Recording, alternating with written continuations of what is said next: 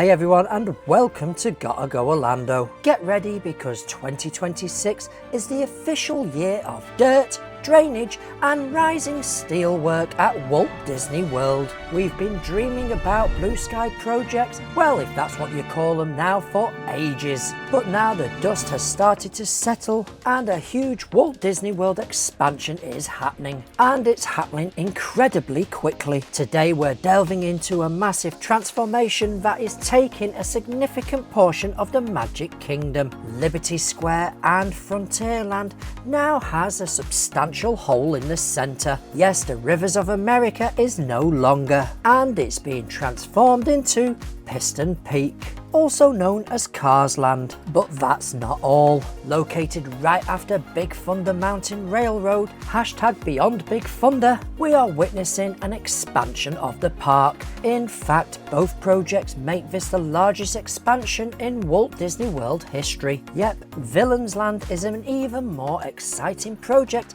that fans have been eagerly anticipating for many years. So in today's video, we'll delve into all the details and what's happening on both construction sites and break down the current situation. So let's dive right in with Piston Peak. As we know, we had two versions of concept of what this land could look like. The first concept was shown, which didn't get rave reviews, but moving on to the second concept, it seemed like it was more accepted with the fans. But the big question was, does it all fit in with the Frontier storyline, or are we moving away from the Frontier altogether? Now, when we mention Cars Land, most of us immediately think of Radiator Springs. However, the new vision is moving away from the Pixar animation style. It's going to have a national park theme inspired by Planes, Fire and Rescue, and the land will feature Ranger J. Autobahn Woodlaw, who first appeared in the 1954 short Grin and Bear It. The main attraction in the new land is an off-road rally race, which has been confirmed to have a physical track instead of being a trackless attraction. There's also a second car attraction that is more geared towards a younger visitor. Now onto them ride vehicles. Back on September the 11th, 2024, Disney filed a patent for a ride vehicle, but this patent has only recently been published on the 12th of March 2026 and potentially offers insight into the up-and-coming Cars ride. Disney proposes an attraction called the Ride System featuring a free-range vehicle platform. This attraction includes a track with uneven terrain, multiple ride vehicles positioned on a track, and a fleet controller. In this ride system, the fleet controller sets a default position and speed for each ride vehicle. However, each vehicle can have user controls that allow users to adjust the vehicle's path and speed within the limits set by that fleet controller. Imagine an off-road version of Disneyland's Autotopia, but instead of a guide rail, a computer would remotely control you to keep you on course. This new system would also offer multiple potential ride paths for guests to choose from, each with its own unique terrain and show elements. You'll be able to adjust the speed, direction and acceleration, which allows you to avoid obstacles like rocks and trees, and even engage with them by riding over bumps and along berms. Customizing your experience and preferences, you gain a sense of control, and the fleet controller would ensure the ride vehicles would stay within their designated tracks and boundaries to prevent collisions. Furthermore, it would regulate the vehicle's speeds to maintain a smooth and uninterrupted flow of traffic through the attraction. If you're finding this video interesting, please don't forget to subscribe,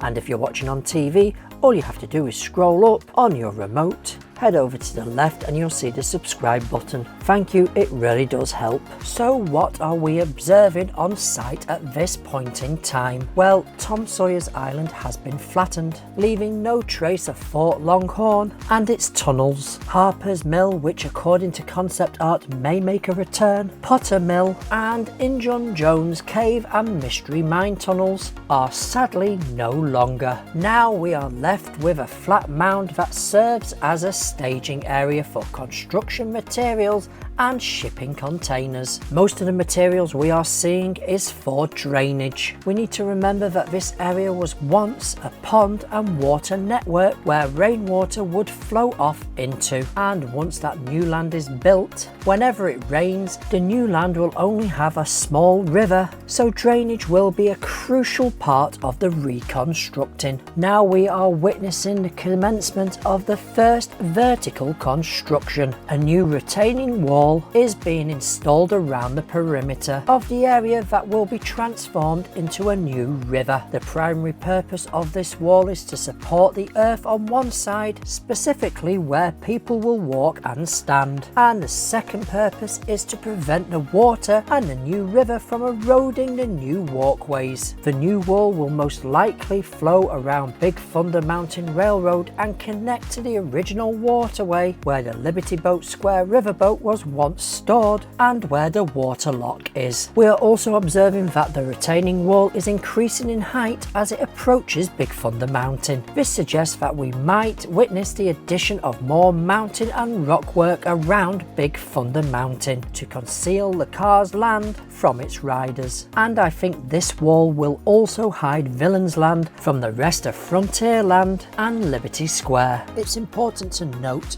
that in the concept art it looks like Villains Land sits deep in the ground, almost like the earth has opened up to reveal a dark, twisted underworld. Disney Imagineers may create this look by raising the outer edges, creating a valley-like look. And this is why we are seeing a retaining wall that's getting higher and large berms being built around existing attractions. And it's also possible that we'll see a new walkway being installed around the front of Big Thunder Mountain, connecting Frontierland to the new Villains Land, giving the new area a full circular walkthrough. The other end of the wall will continue along the original wooden decking walkways leading towards the Diamond Horseshoe and Liberty Tree Tavern. Additionally, we are observing the grading of dirt upwards towards the Liberty Square Riverboat Station, which will be repurposed into something new. This area, according to concept art, is where we will enter the new Cars Land, so the river will no longer be in this area. The new pathways will run from the Haunted Mansion to approximately where the Liberty Boat Dock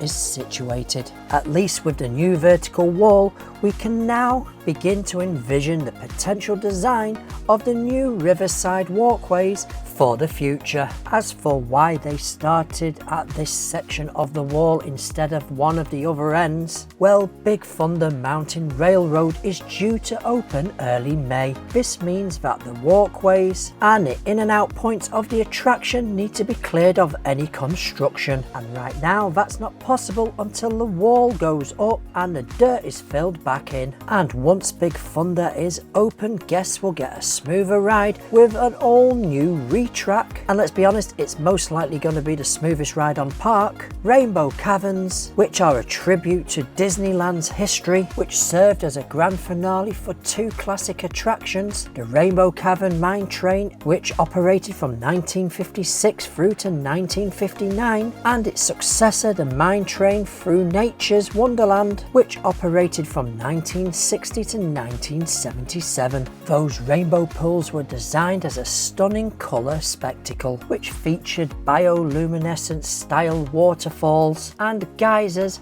in vibrant hues, achieved with black lights and fluorescent dyes. Over the next few months, the primary focus will be on filling the dirt back in behind that wall, once built obviously. Then we'll see the construction walls go up along the retaining wall and some basic planting to spruce the area up. There has also been reports that an initial batch of steelwork has begun arriving on site for the Piston Peak mountain range. This means that soon we'll see the piling rig move over from Villains Land to begin laying and drilling those foundations. But at this stage of the project, we are quite some time away from actual vertical construction. Currently, they are focused on grading, drainage and construction of retaining walls. Recently, we had new wastewater documentation filed with the Florida Department of Environmental Protection for Project SNK, which revealed what could be the building layout for both new lands, and a utility layout throughout both areas. The plans show green utility lines labelled as 12S that connects various points of connection across both expansion areas. These utility lines will integrate with the existing infrastructure of the Magic Kingdom, and the plans indicate this with Connect to WDW12S MH-18 diversion. As we know, the Cars Land portion sits adjacent to the Big Thunder Mountain Railroad, and as we can see in this documentation, multiple buildings will be constructed in the area. The largest structure in the land comes in at roughly 40,000 square feet, which I think will be the main attraction station, and the mountain structure, which will house utilities such as the pump room for the waterfall and ride substation. The second central building could be the smaller of the two attractions, loading platform, and if we compare this with the concept art, it kinda lines up. I have numbered what I think the buildings are in relation to the concept art and what has been filed on the permit to the Florida Department of Environmental Protection. But this is only just the beginning, and there's plenty more permits to be filed as the project develops, and we will definitely be visiting this site even more as things start to move on and progress. As we all know, the Magic Kingdom's expansion is lagging behind the other Walt Disney World projects, and Villains Land is very behind compared to Hollywood Studios' Monsters Inc. Land and Animal Kingdom's Tropical Americas Encanto Land. And we are looking at an estimated opening of Piston Peak, Cars Land in 2028 to 2029, with Villains Land following with an estimated 2030 to 2031, but we're all hoping it will be sooner. This is due to the fact that Villains Land is a true expansion of the park,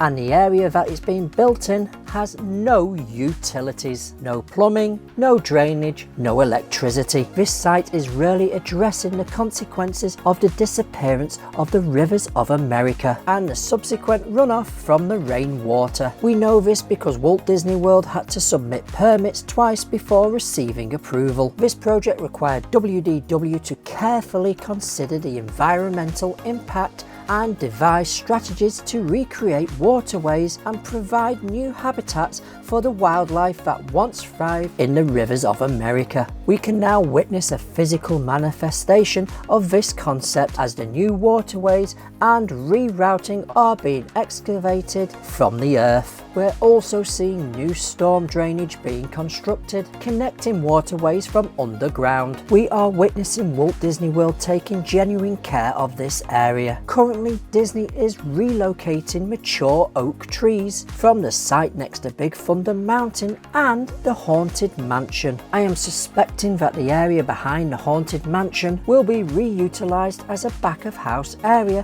for the new attraction, which is rumoured to be a water dark ride. My reason for this is that this area has good access for cast members and maintenance teams, as it will be sharing the area with the Haunted Mansion's back of house. And as for them trees, they will be relocated to different parts of the resort instead of being cut down and maybe being brought back to Villains Land in the future. We are also seeing that new dirt berms are being built up around the Haunted Mansion show building, so that this secret is hidden from the viewpoint from when you're inside Villains Land. Going back to the permits which was submitted to the Florida Department of Environmental Protection, they provide a representation of the layout of the main structures in Villains Land. As anticipated, the plans for this part of the park depict two substantial structures which are likely connected to the primary attractions, with integrated stores and dining locations, and that smaller rectangle structure is visible at the back of the area. Its shape and location along the former railroad path has led fans to speculate that it might be a new Villains Land train station. At this point, the train line is cut physically and the service is running back and forth from the Main Street Station and Fantasyland Station only. The larger building is approximately 70,000 square feet, which is comparable to Rock and Roller Coaster at Hollywood Studios. This building is rumoured to house an indoor dark ride of some kind, with the rumours stating it could be some form of water-based attraction. The smaller of the two structures, spanning approximately 48,000 square feet, has been speculated to be the location of the land's anticipated roller coaster attraction, with a rumoured theme of Sleeping Beauty, Maleficent, or potentially the Emperor's New Groove attraction, Isma's Lab. You will also know that the waterways at the rear of the site have yellow floating dividers. This is to stop any construction materials entering the water, polluting the waterways and wildlife. There's a lot of work going down in this area of the park, but it is mainly to do with that surface water, drainage and waterways. And it really doesn't help when Big Thunder Mountain is down for its big refurbishment, and the fact that the Haunted Mansion is undergoing an external refurbishment as well. It's a lot if you're visiting at this time. Just before we wrap up this video, I'd like to thank BioReconstruct for getting all these amazing aerial photos. You can find him on X and YouTube. I'll pop a link to his channels in the description below. So what are you most excited for? Villains Land making a corner of the Magic Kingdom into a home for its most feared characters? Or maybe you're really looking forward to going off-road and racing through Piston Peak? Or are you disappointed with the changes coming? Let me know in the comments below. Want even more Orlando, Florida updates from inside the parks and outside the parks? Don't forget to check out our website gottagoorlando.com, which covers everything happening here in Orlando, Florida. Now get out there and go and make some memories. And don't forget about these two videos YouTube thinks you may like. Thank you for watching, and I hope to see you on the next one. Bye YouTube.